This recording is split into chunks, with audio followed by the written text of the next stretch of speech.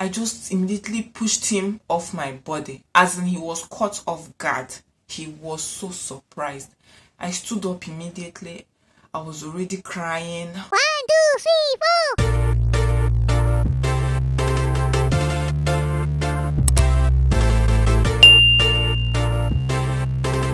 On that fateful Saturday morning, I told my friends that I was going to visit this my male friend, and they were all happy for me. Besides, before I made this visit, before I decided to go on this trip, I called him. I told him that I asked him a question. I asked him, hope nothing will happen, and he said yes, that nothing will happen. He gave me almost 100% assurance that nothing will happen, that it's just for me to return his visit that he has been visiting, and it was my turn to visit him. I said, okay, no problem, since you've given me the assurance, at least you already know that I'm not coming over there for anything outside just a normal friendly visit.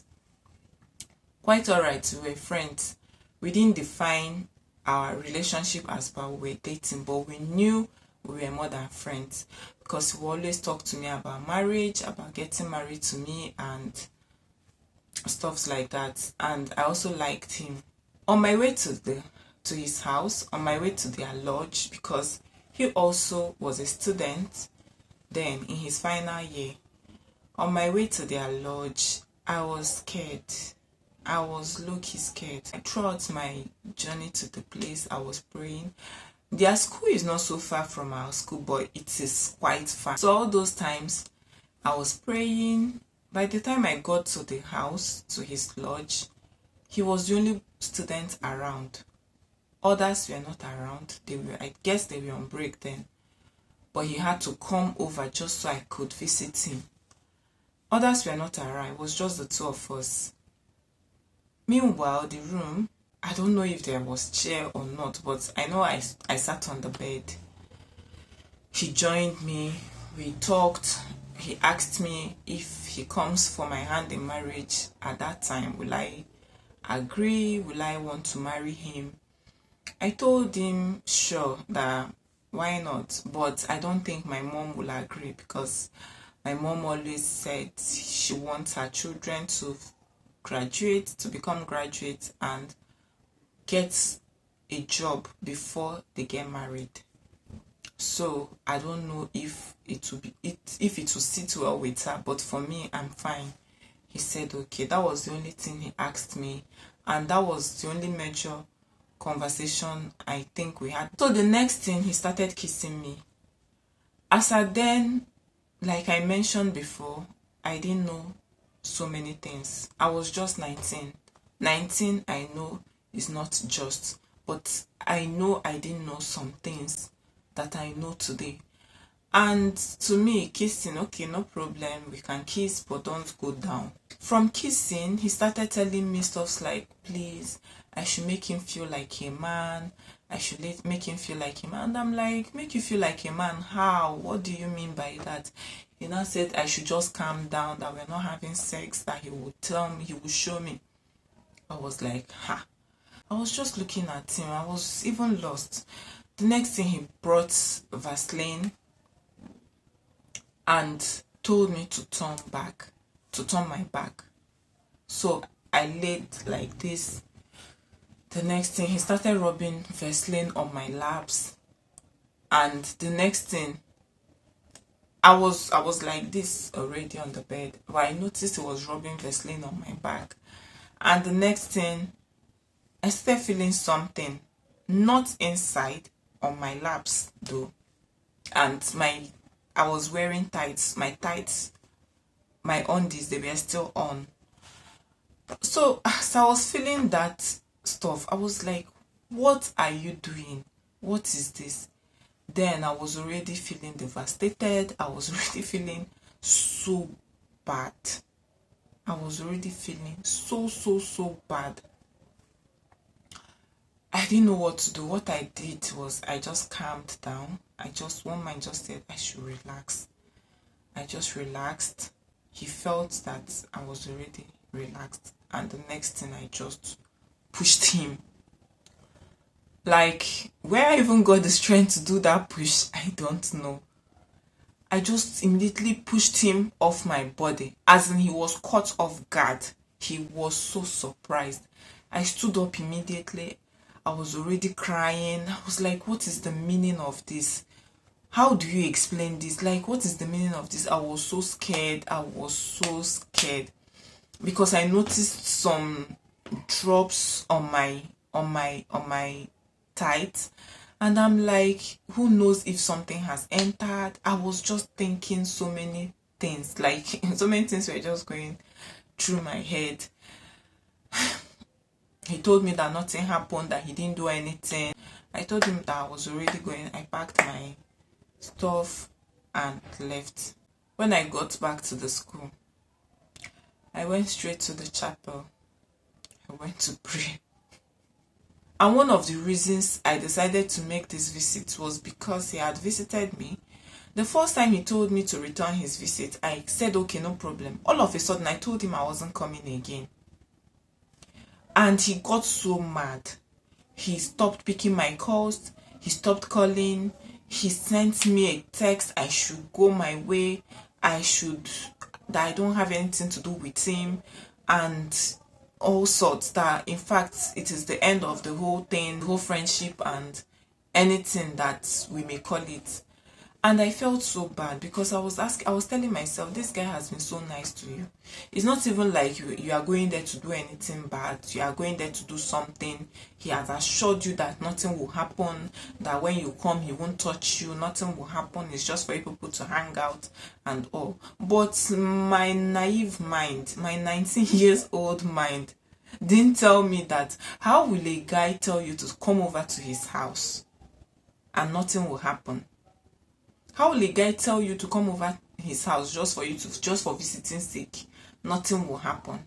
Not even that he's telling you to come so that you people will visit somewhere. He's not telling you to come to one location where you know that, okay, maybe a birthday party, or let's say a Thanksgiving, or let's say a wedding, where you know that there will be crowd, there will be people. He's not even inviting you over when his roommates were around, when people were around, the school is in session. You know that, okay, there are people. It's still not even safe.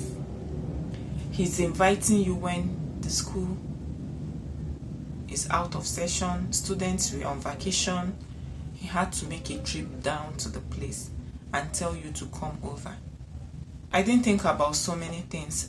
All I was interested in then was not to make him angry, not to get him angry, not to hurt him, not to hurt someone that has been nice to me. That's all I was just thinking about. And I thank God that God led me. I thank God he guided me. I thank God he rescued me.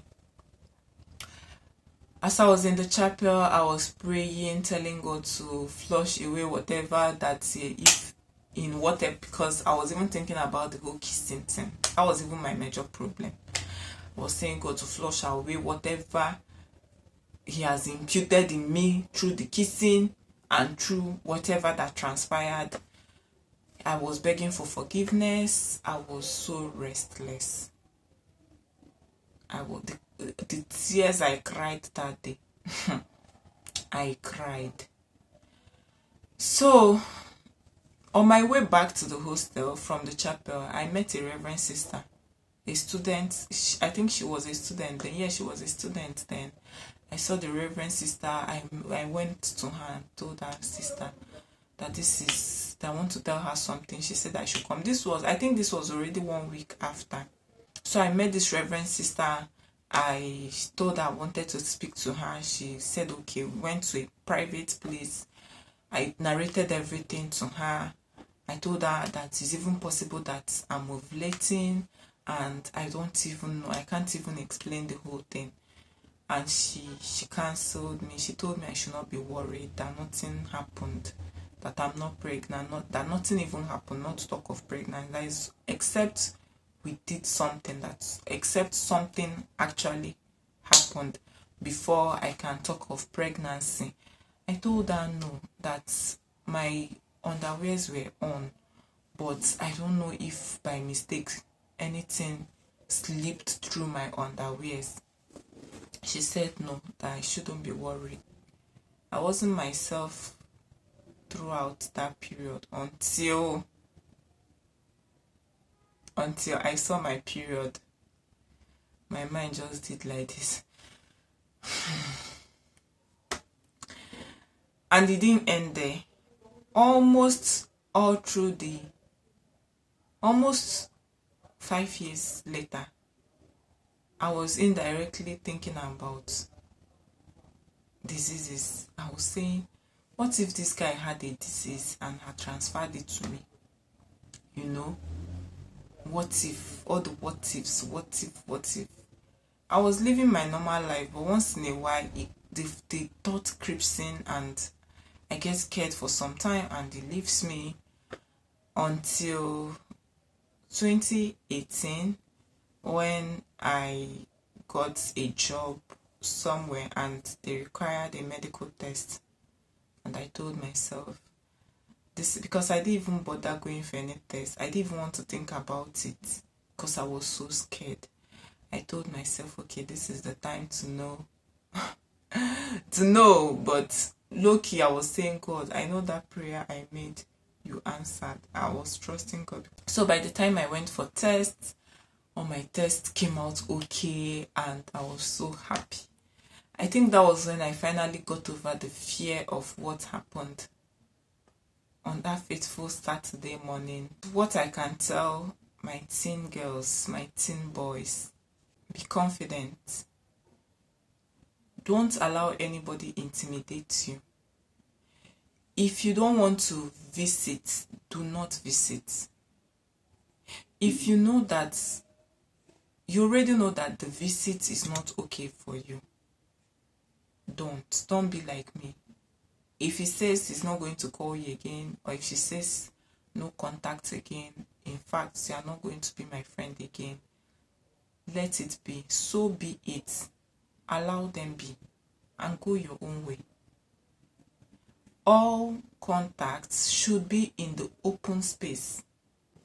If he's inviting you into his personal space, into his private space, where it will be just the two of you, don't